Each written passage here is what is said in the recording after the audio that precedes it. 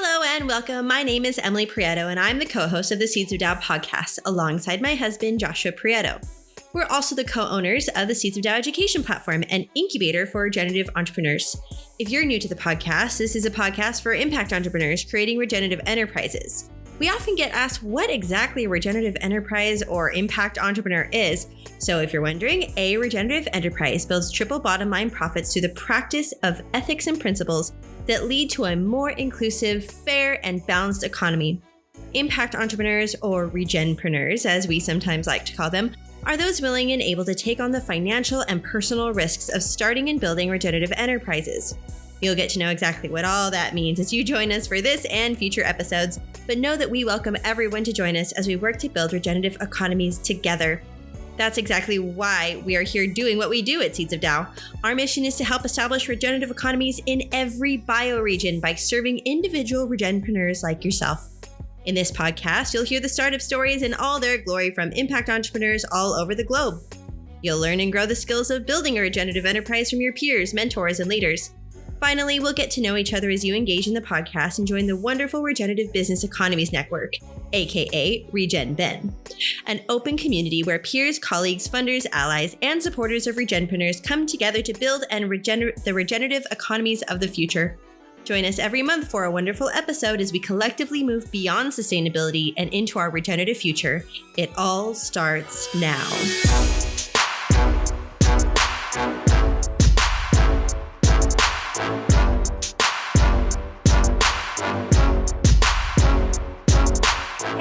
Welcome out to the Seeds of Tao Podcast. It's Emily Prieto with you today. And I'm here as well, Joshua Prieto. I know it's a little tricky getting both of us on the same podcast at the same time. We always kind of ping pong with the kids, who's working and who's doing stuff. But as long as the stars align for the next little while, you'll have both of us. Yes. It's a rare event. And we have a really great topic that we're going to be talking about and having a conversation about. And it's something that we want your feedback and thoughts. Just like most of the podcasts that we do here, it's about engaging in a larger conversation, engaging with you as the regenerative entrepreneur. So yeah, we would like to get your feedback on this topic as well. And so what are we talking about today, Em? So we're talking about ecological and community resilience.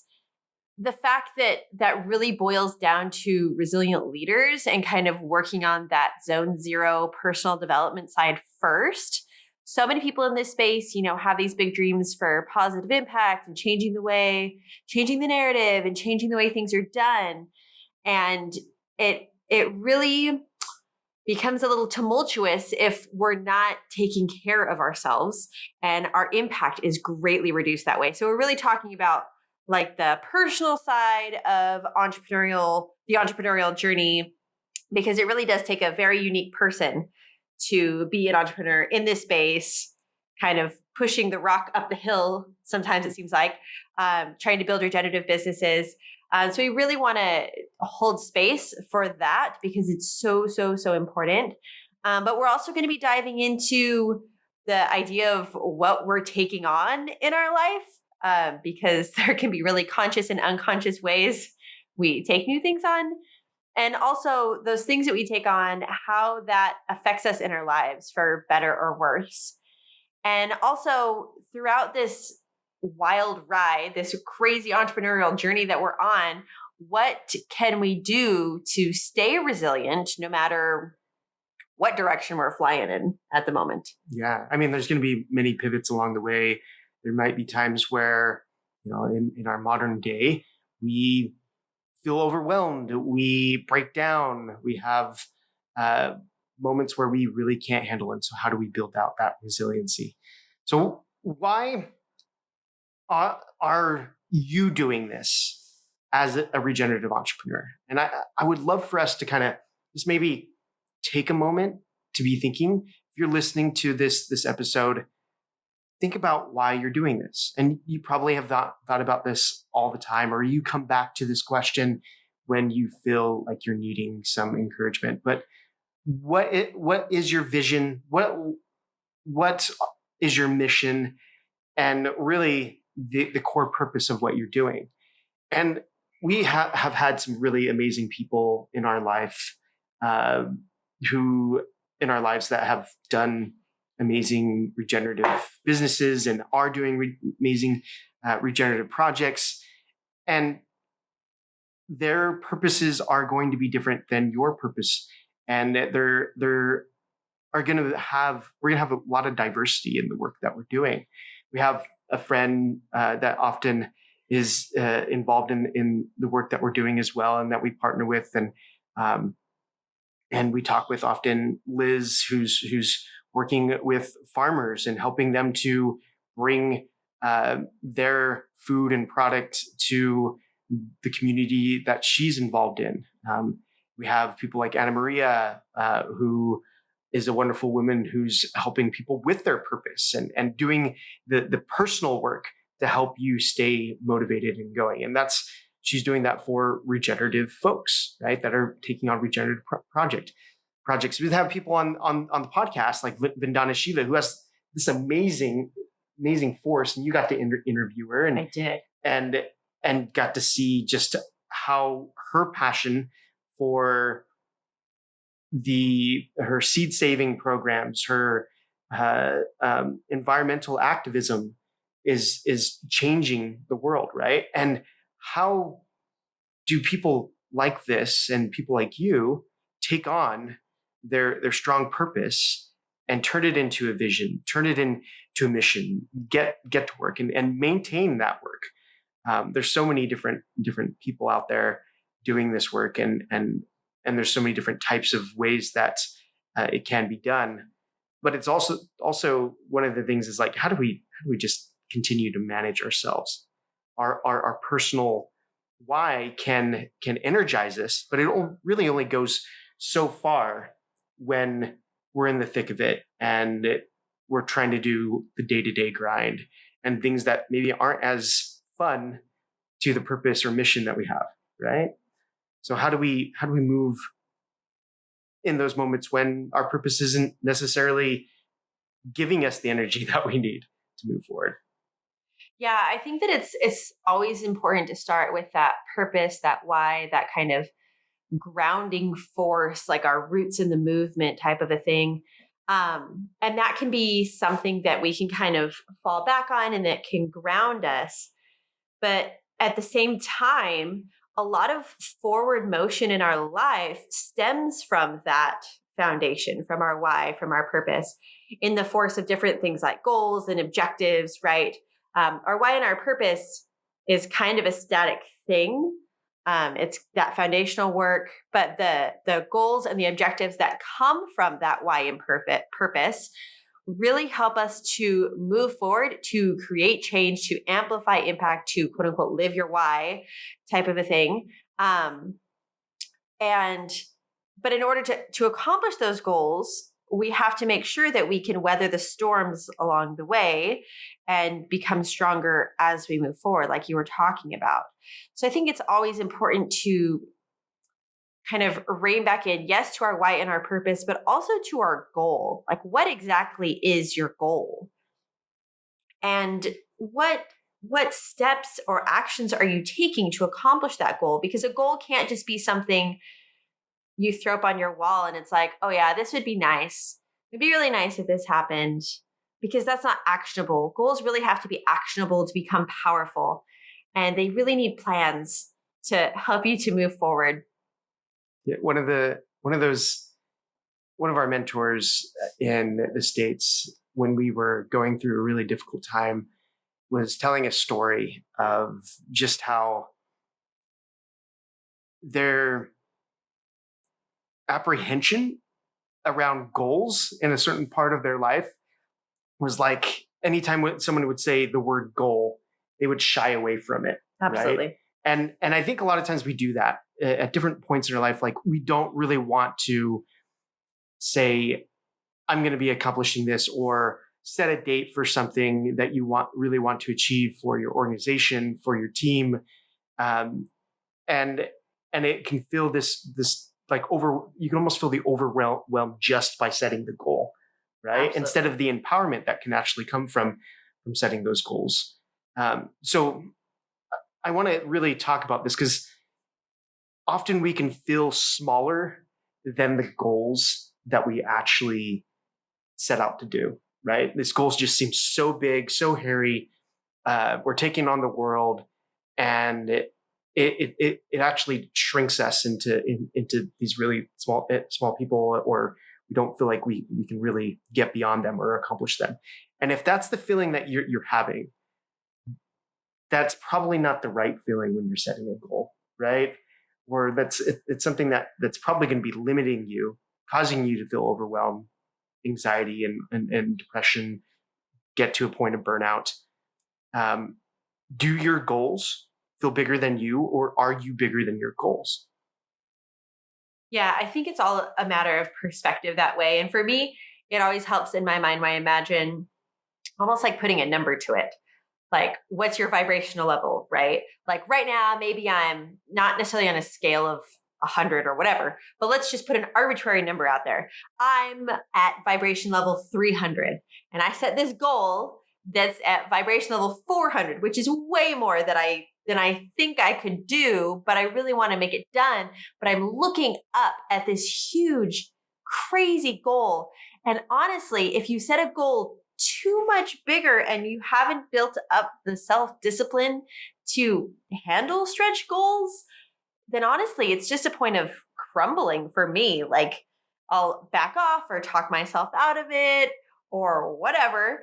And so it's a tricky thing to set a goal that stretches us somewhat, but is also doable, because we do want to be accomplishing our goals and feeling empowered by them, as opposed to, I can't ever accomplish my goals, that type of energy. Mm-hmm. But I think it's also worth taking a moment to mention that a lot of people shy away from the whole goal setting aspect because they want to live kind of more intuitively with their life, mm-hmm. and not necessarily be always pushing forward. In the States, there's always this kind of pushy culture. Yeah. You're always pushing for the next thing. You're always filling up your schedule. I think that there's totally value in taking time for that.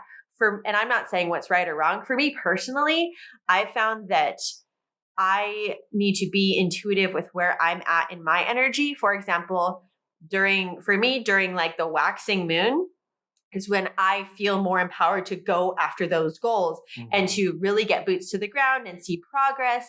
But for me, during the waning moon, if I keep trying to keep up that fire, I get like self-destructive. Mm-hmm. Like it's totally working against the energy that I have going on. And so that's, for me, when I will be more reflective, not push so much, look at what I did, what can I learn from, how can I change that for next time? So I think there's definitely a give and take in energy, and it doesn't always have to be stretch for the goal. Mm-hmm. But it's also okay to step out of, I'm going to be relaxed and intuitive all the time, and I'm going to be okay to stretch myself when it's appropriate. Yeah, you can have a goal and go through different seasons in your life. Absolutely. Right? And it doesn't mean that. I think a lot of times some people, they say set a date. I think it depends on the person. Absolutely. If that's and timing as well on whether or not someone is capable of setting a date on the goal. I think it's always very clear to be able to make your goals as tangible as possible, right? Mm-hmm. With mm-hmm. numbers, dates, measurable, the ability to measure the goal, right? And the outcome of that goal, and see and track whether or not you're working towards it or not.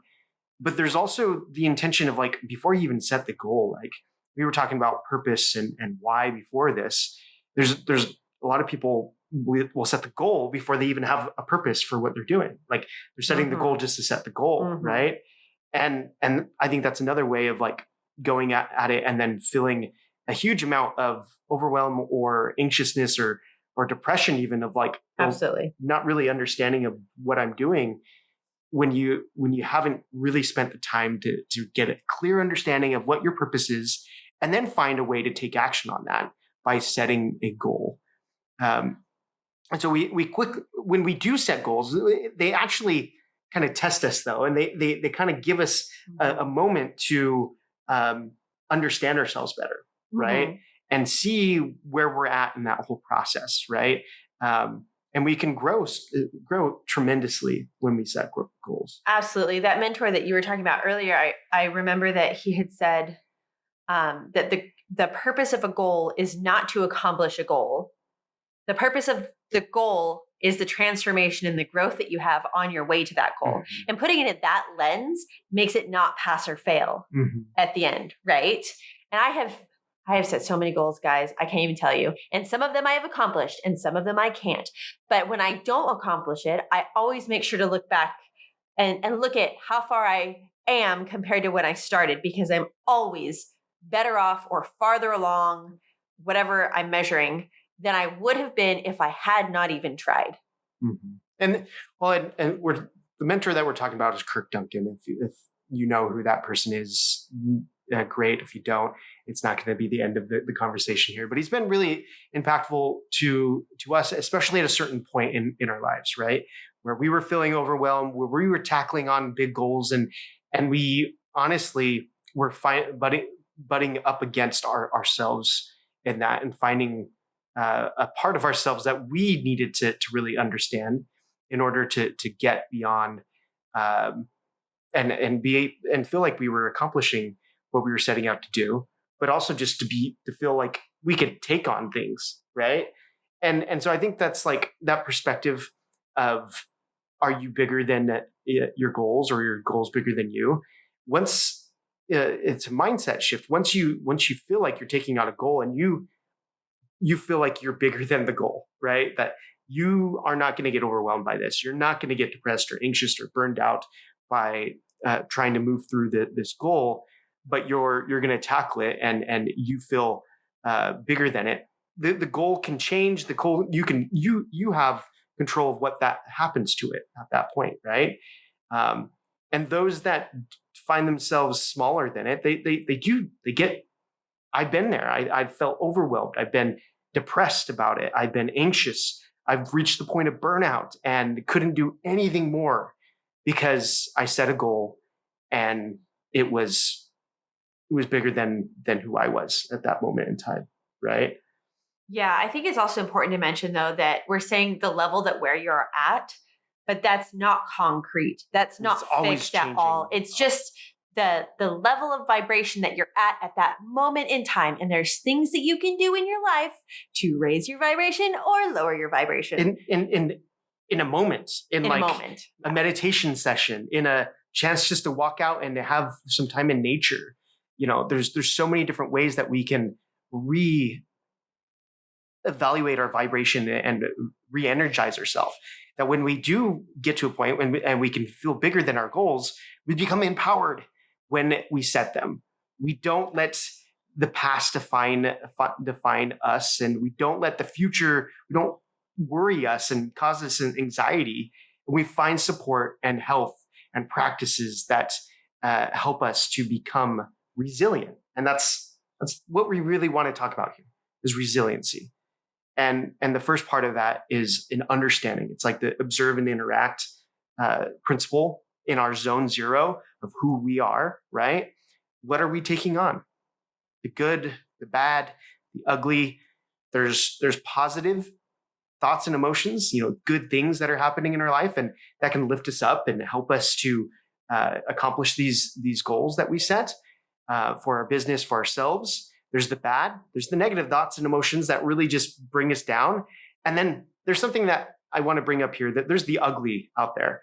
And it's really the truth we don't really want to be held accountable for, that we put in a deep, dark closet sometimes because we don't want to face up and take accountability for the things that are happening. And really it takes that accountability and understanding but doing it in a way that's loving and kind to ourselves and kind to others around us, right? That we don't go throw our really ugly, dark secrets and turn it into negative thoughts and emotions, because that happens often, right? And so we got to face into and to have a respect for the grief that we're having, the negative things that we don't want to say, or the challenges that we're not taking account of, the challenges that we're creating in our own life that we're not taking account, that we're not being accountable for. Yeah, I think, and when you start talking about taking things on, I noticed in myself that that's kind of a triggering thing for me.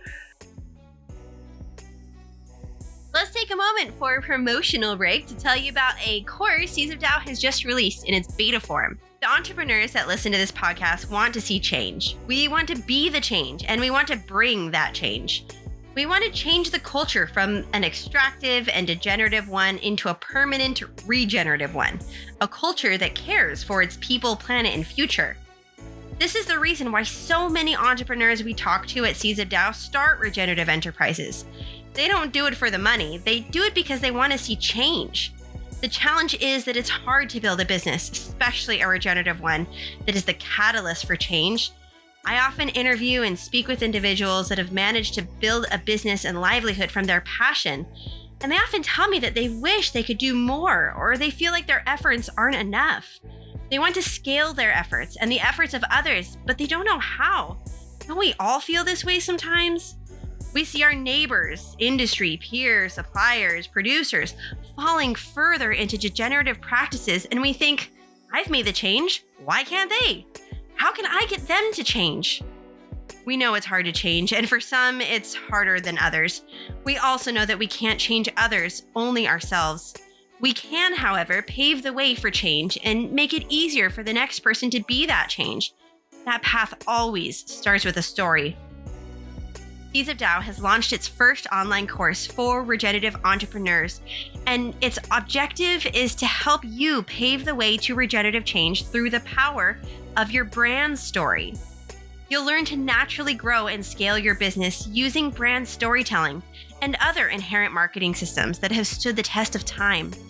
As you do this, you'll learn to do it in a way that influences change, not forcing change. No, we should never do that. It never works. Nor should we manipulate, even though it's an unethical way to make things work. Let's be a positive influence through the story and the message that we put out. The course is called the StorySeed, and it's the first of 6 initial courses we're releasing to help regenerative entrepreneurs build the regenerative economies of the future. The first 500 students to enroll in StorySeed will gain lifetime access to this course and the other 5 courses in our initial catalog. To give you an idea of what some of those courses will be, in addition to StorySeed, which covers marketing and messaging, we're building a funding and finance course and a course that helps you navigate the cultural forces and flows that you face as you create systematic and cultural change in your industry.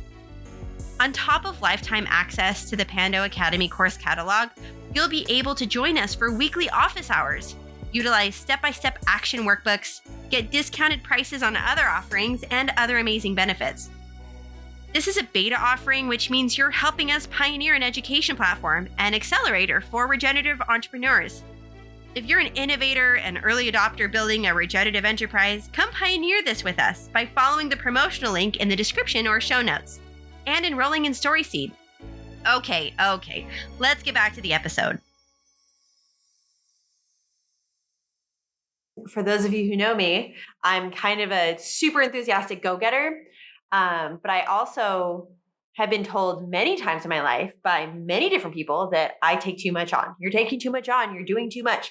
Like, I can't even, both of my hands could not count the number of people and all of those people many times. But that, for me, that created like almost a defensive response with me. I'm like, well, yes, I can, because I did, and I can do this. And you don't know me. You don't know what I can take on. And my hackles were raised type of a thing. And sometimes I could take all that on. And sometimes I fell flat on my face taking that on. But I took those things on now out of a negative energy space, because now I had something to prove. Because I have a whole complex with, being worthy enough or being capable enough. And that was really hitting at my value. If they said, well, you're doing too much. Ooh. But I chose to have 4 kids. I chose to homeschool. I chose to and bring all these things into my life. And now, I'm juggling them and I'm dropping some of those balls, and you're saying that I'm doing too much, but all of these things bring me joy. But anyways, it ends up with a huge headache. But I have to be careful now in my older, more mature age of what am I, 34 or something, of being careful with the energy that I take on, as well as the things I bring into my life, because those might be sucking energy that I can't put to other more important places.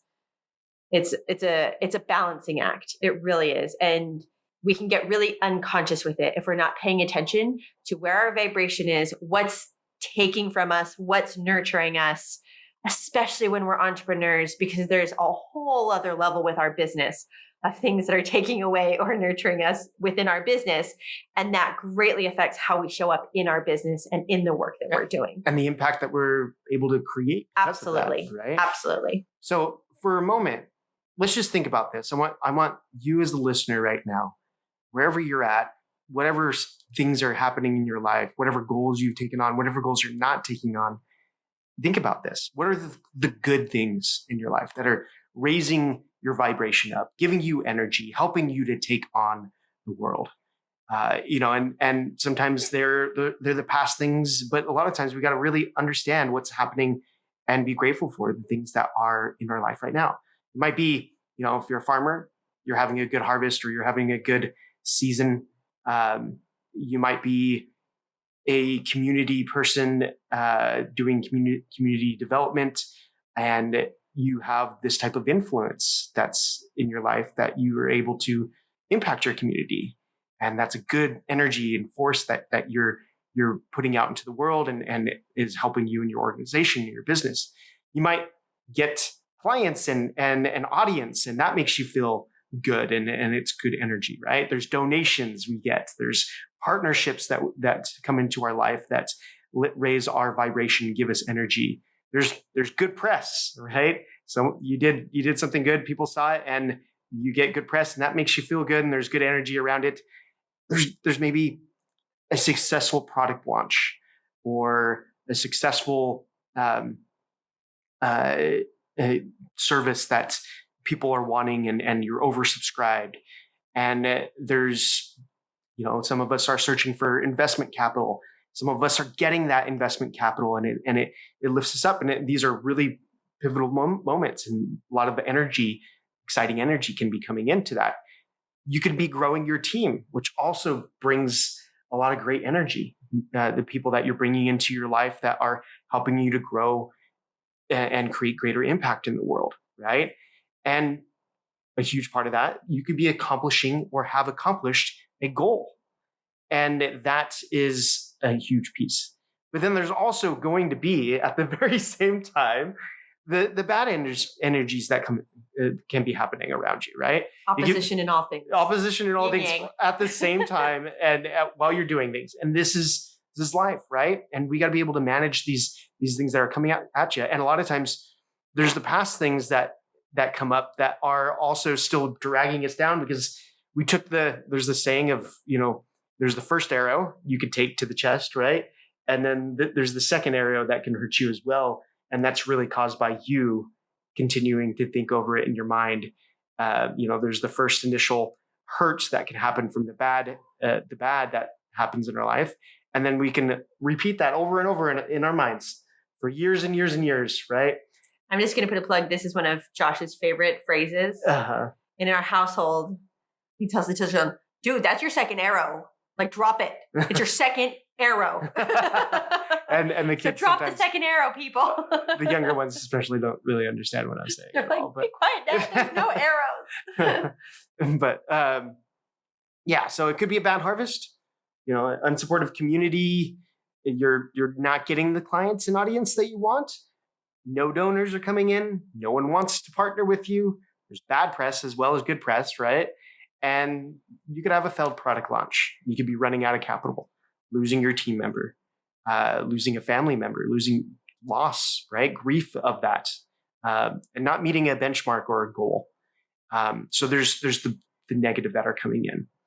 And then let's also remember that there's the ugly out there, right? The things that we really don't want to say. And a lot of times it's that negative energy, but it's stuff that we aren't, a lot of things can happen to us. There's a lot of things that are the second arrow, right? And a lot of it comes down to if we're unable to account for the things that we are contributing to, the bad in our lives, right? You may have to fire a team member, and that may what led up to that, right? Was this something that maybe you didn't do to really understand or train that person, or you hired him and you weren't supposed to hire him?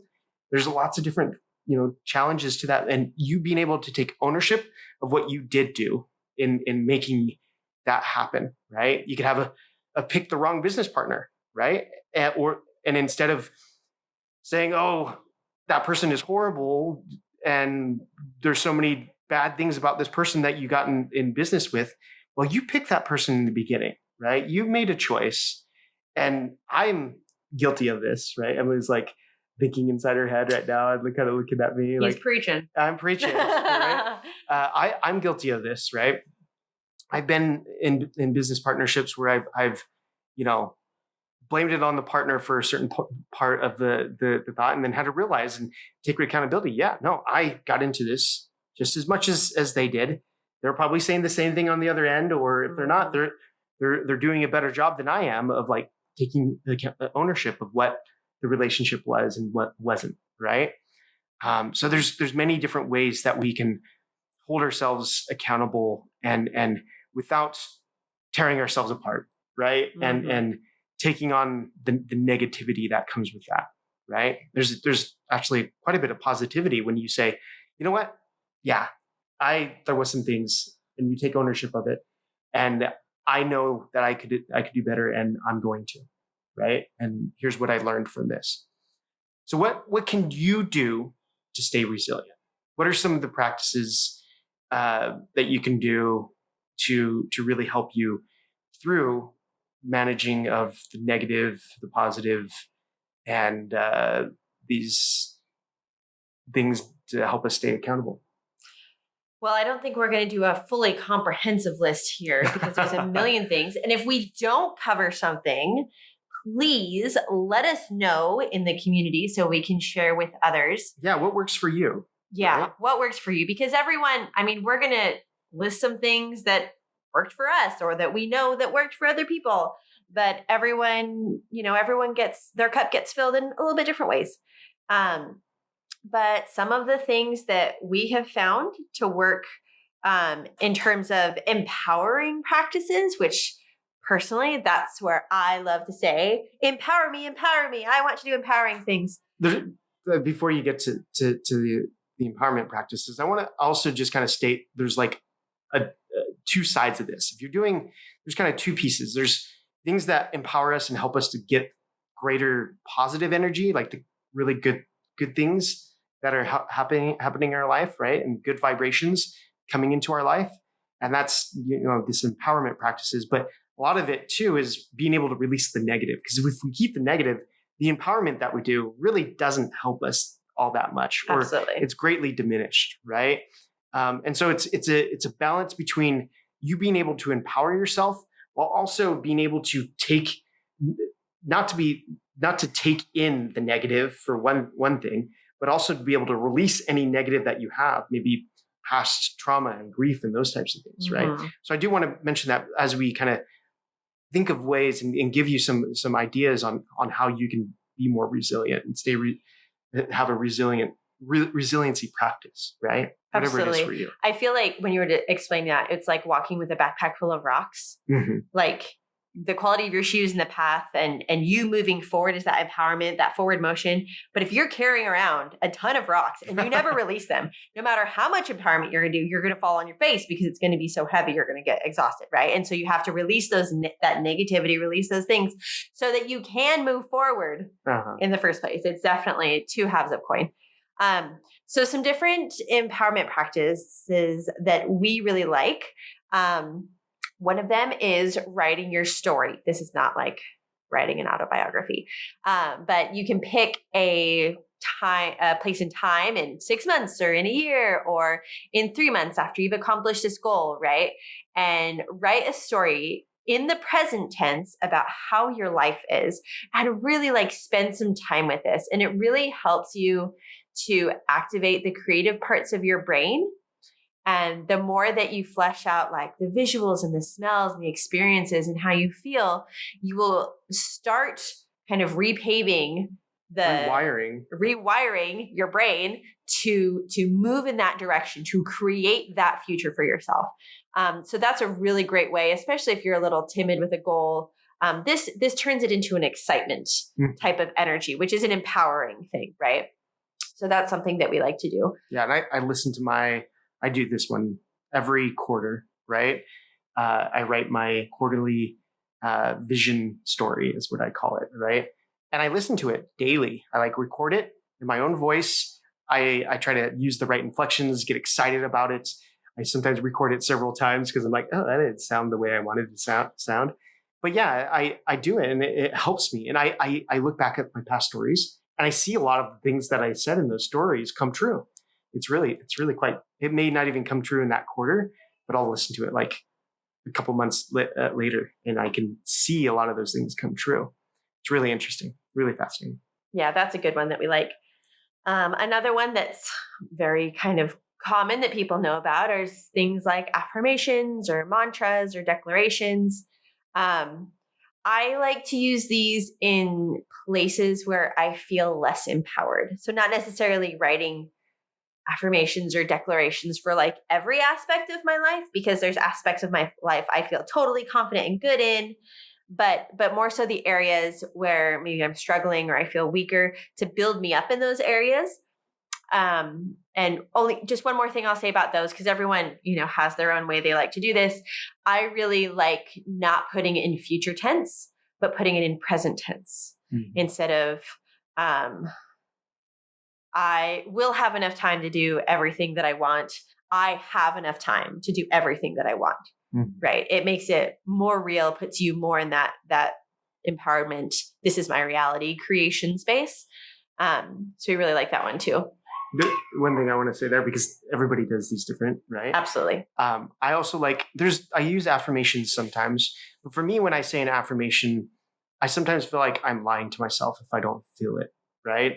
And so I like to really delineate between an affirmation mantra and a declaration. Like I'm declaring that this is what's coming into my life, and it may not be there yet, but I'm declaring that it's coming into my life. And so I often, there's sometimes that I use specific affirmations. Like I really truly believe this. I just need to remember that I believe it, and it's a true belief, right? But a lot of times I'm trying to help myself to think in a different way, rewire my brain, and I use a declaration. Because if I don't feel it in that moment, it doesn't mean that I'm not declaring that it's going to happen in my life, right? Or that I can't help summon that type of positivity or rewiring of my brain, right? And so sometimes it's a way that you're able to say it in your mind. It helps you to use that as an empowerment practice. Absolutely. Another one that I really love is using vision boards or goal dashboards. There's some really specific ways that we like to use vision boards. I won't go into super in depth with that. It is in our Dreamcatcher mini course that's in the community, one of the free resources, about how we like to do those. And they are super duper powerful. And then goal dashboards we use in our business every quarter. And we're going to be teaching all about that and helping y'all and your businesses with that beginning of next year in the incubation program that we're launching for regenerative entrepreneurs, which we're super excited about. I can't even tell you. It's one of those things that I'm a little, depending on when you ask me, I'm a little nervous, and the goal might feel a little bigger than me at times because I really truly want to bring this type of service, and I've done a lot of incubation. I've been a part of incubation programs early on, and helping friends start up their own incubators, right? And this is something that's near and dear to me. Really want to be able to offer that up and help you guys work through really big goals that you're challenged that are challenging, but also just create amazing impact in the world. Absolutely. And create the regenerative economy that we're trying to build towards, right? So yes, there is that, and there's kind of a sneak peek of what that can be that we're releasing in the new year. Sneak peek. Stay tuned for that. More information to come. But goal dashboards are super helpful. We use them all the time in our business. Every week, our board gets updated with different metrics that we're using so we can see exactly where we are at on our way to that goal. And how we're staying accountable. Absolutely. And can take action on it. Because that's really empowering when you feel like you're taking action on a goal and you can see that action. You can see the progress. Mm-hmm. That's super important. Mm-hmm. Another thing that is great as an empowerment technique is getting in with an accountability group, which again will be part of the incubation program. But there's many ways that people get into accountability groups. There's one I missed today because everything going on today. That was one for women on the full moon. And it was like an accountability group with goals and stuff. I'm hoping to make it next time. I keep missing their events for, a million other reasons of things going on in my life. But accountability groups can be so, so powerful. And it can be really helpful to have that safe space. But also that gives you extra motivation because you don't want to show up and be like, yeah, I didn't do anything. Mm-hmm. You don't want to be that person. Don't be that person. Well, yeah. But it's okay if you are. Yeah. And then move on. Yeah. And then move on, right?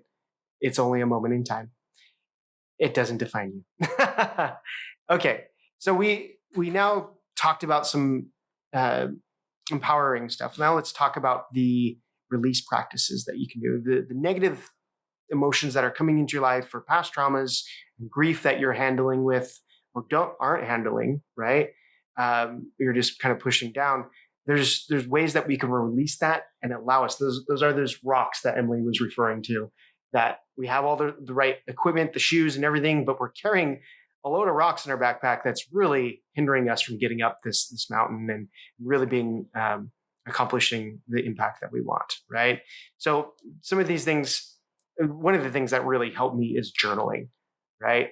Getting my thoughts out, doing it on a consistent basis. Sometimes this has been my main release technique and practice is my journal every evening, getting my thoughts out, talking about the really hard things that are happening and really just being able to put voice to it. And then other times I don't do as much journaling. I do something that's called slaying your dragon, essentially, where I write down those negative things that are hit me and maybe I just don't want to really talk about them too much, but I want to bring voice to them or actually just make myself aware of what's happening. And then I go up and I rip them up, or I do a burn ceremony outside and get them, out, right? For all you parents out there, this is great for your kids. Oh yeah. We've done we do this with our kids love slaying their dragons. Mm-hmm. And even if they can't write, they can draw pictures about how they feel. You can draw pictures about how you feel. If you can't find the words for it. Or print up a picture and rip it up and burn it. Right? And burn it, rip it up, stomp on it, whatever. Yeah. Because you're showing yourself and you're showing your kids that is not your reality and you have control. Mm-hmm. Those things don't define you. Right. It's helped a lot with the fears in our family and for ourselves, right? To kind of let go of the fear that we have around things. Do you want to talk about this one or do you want me to? Forgiveness. Okay. So this one's really been helpful to me. Every now and then there's, and I think it's a matter of like generational parts of it too. Like I have a hard time forgiving people. And is that why you wanted me to talk about it? Because you felt unqualified? Maybe. No, well, yeah, there's but I do a lot of this because I have a hard time, right? I hold grudges sometimes. I get bitter about things and I have to release that energy and forgive. And so I'll go out and I'll try to make this as intentional as possible. I'll go out and maybe go for a drive or a walk, maybe somewhere that no one could hear me. Sometimes it's a hike. Sometimes it's a drive and no one can hear me in my car. And I put someone, I pretend that someone is hiking with me or in the car with me going for this drive that I need to ask forgiveness for or to be forgiven of, right? Or to forgive. I said the same thing in a different way, but to forgive, right? Someone that's done me wrong, right? and I have them pretend, and I have a conversation with them. I have a conversation with their higher self, and I'm trying to be my highest self, to forgive, to forget, to ask for forgiveness from them. And I have this conversation, and then I ask at the very end, do you forgive me? And I pretend, and I have that I'm having that conversation with them, and they forgive me. And that release that I get from that is the energy release is so much. And sometimes I've had it in my life where I've done that, and then immediately I have a conversation with that person afterwards, and the whole energy around the conversation has changed. It's like that person was actually there, right?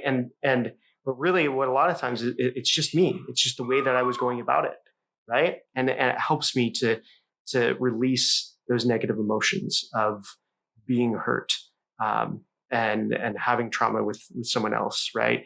And maybe a lot of times it's better not to have those greater confrontations with those that hurt us, right? And this is a way that you're able to forgive without having to confront that type of energy again. Yeah. And personally, I have found that really helpful, especially if people pass away suddenly and you feel like you don't get that closure. Yeah. You don't get to say what you want to say. For me, my dad passed away, 7 years now? Really, really suddenly. He's in his 60s. We had no idea. It was just a freak accident. And there was a lot of trauma from when I was a kid that I didn't get the truth on. I didn't get closure on. And I shoved that stuff down so deep in my dark places. And that was really holding me back in different places in my life. And so by doing this type of forgiveness work, it helped me a ton to feel closure, even though he wasn't here. It was a big deal for me. Someone we had on the podcast, it's not released yet because we haven't edited it. But we had the founder of the Good Grief. Hers just came out. Did we? Yes. Okay. I do all the promotion. Okay. Yeah. Okay, that's right. It just came out. Laura. Okay. That was our last one. Oh, all right. Cool. This will be perfect then. Good timing. Shout out to Laura. Yeah, so Laura from the Good Grief Network, we had on, and she does grief programs. And so this is another release practice, especially with those that, we're all living with it, right? We're living with a lot of the grief from the global warming, seeing biodiversity deplete, and wonderful, beautiful things being, destroyed essentially by the extractive and exploitative processes and systems that are out there. And we're having that type of environmental grief, as well as grief of war and conflict and differing opinions that are so contrasts, and families are torn apart, and all sorts of different things happening. We need places where we can feel vulnerable enough and be vulnerable enough to share those and get those off our chest and work through those with someone else, right? And there's 10-step programs that help us to do that. There's all sorts of different ways that we can do that. And the Good Grief Networks is one really great resource that we know of that's really aligned with the regenerative movement as well. So we talked about release techniques. There's also hybrids, right, out there. We have counseling and therapy. We've done that, right? Absolutely. And saved our marriage. Saved our marriage. We would have been divorced. And total transparency. Total transparency. And in a time when we were taking on a huge goal that would seem so big, we were building an off-grid farmstead, and I was pregnant. And you were pregnant. It was crazy. And we were having a hard time. Should we go on with this vision that we had, right? And it was ruining our marriage. Us trying to work through it on our own, and we needed counseling, we needed therapy, and it really helped us to gain some of these techniques that we're sharing with you today, right? Absolutely. Exercise, physical hobby. I just started rollerblading, which was an old. Now he's saying he's rollerblading. So now you guys are imagining this old guy like running around with rollerblades. But Josh is mid-30s, right? And he has this like long curly hair. And this guy rips on rollerblades like he's like, I don't know, a teenager. It's so hilarious. I mean, it's not hilarious. Like, it's not funny watching him. It's like, wow, that's amazing. But then when I come home, I'm like, wow, that's really funny. Because he's just picked him up and he's just Well, I did it when I'm not flips, but like spins. Yeah. Okay. Spins and I'm not doing flips anymore. I'm probably too old for You did flips flips at the trampoline park on Monday. Yeah, I did. I still like going to the He's that guy. Yeah. Well, those physical hobbies of mine, like skiing growing up, and those also being connected to nature. To me, nature, I can go sit at the base of a tree and be healed, right? So much from that. And that also helps me to release, but it empowers me. And so these are hybrid things that can do both for us, right? A big one for us is prayer, meditation, and study. Like learning something new, studying something really in depth can help us to release things in our life, negative energy, and to pick up positive energy in our life, right? And again, going back to support groups, finding support groups, it's kind of it's a big hybrid. So yeah, you're going to need those support groups. Again, we have a support groups for you as an entrepreneur coming in the new year to help you incubate your projects and your business. And so we have some call to actions that we want to, because we just dropped a lot of stuff on you as you're working through this. Please take some more time to understand your emotions and thoughts. And if this has been a podcast that's helped you, a podcast episode that's helped you to do that, that's great. But do it some more. Consciously understand what you're holding onto and what needs to be released and what you really want to bring more on. Right? So that's the first call to action for you guys. Do you want to say the second? And then the second one is building those practices of both empowerment and release to create a good balance in your life, moving forward or releasing what's not serving you, that type of a thing. That's honestly, for me, that's some of the hardest thing is just building the habits of doing those things consistently. But there's been times in my life when I've been amazing with them and my level was so high. And then other times when it's been so low because I really haven't been consistent. And I just feel like I'm just tossed all over the place when I don't have those practices in place. And I've just noticed that it's unique for everybody else, right? I honestly can give you these techniques and strategies and give you a whole practice that I do, right? But it's got to be your own. You gotta own it. Yeah, I can't do your system, but your system works great for you. And likewise, I can't do your system, right? Yeah. I do some things we kind of do. Some things we do together, but wow. If any of you heard that, our kids are having a really good time without us. Oh dear. And finally, become a more resilient leader. We need you to create the impact that you're working on right now, and the businesses that you're starting and that you're working through, that you're the founders of, that you're taking on the risk for. Right? We need you as a resilient leader, and create the change that you wish to see in this world. And that's the last call to action for you, right? Get out, do it. Don't be afraid of those goals. Be bigger than your goal, and be transformed through it, and become a stronger person because of that. Because we need you to be that strong, empowered person that's resilient, so that we can build the resilient environment and communities of the future, right? Absolutely.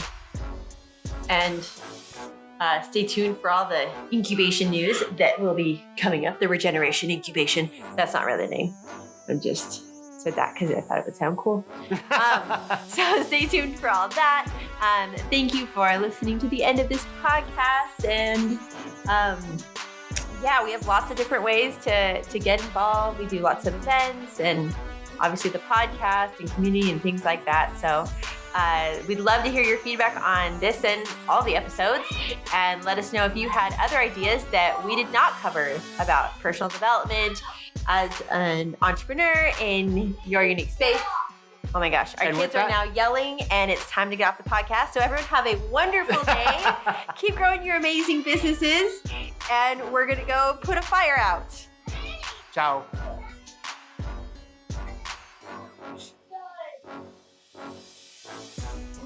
Thanks for joining us today. We hope you enjoyed the podcast. It really is a blessing and a pleasure to bring each episode to you.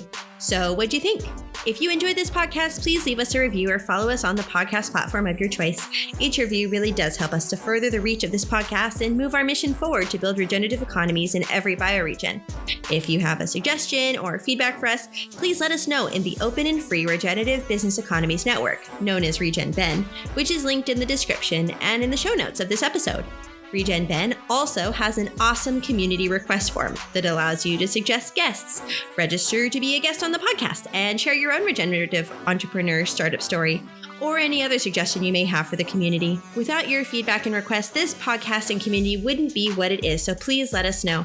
Now, this may be bye for now, but remember, it doesn't end here. It has only just begun. The regenerative economies of the future start now with you.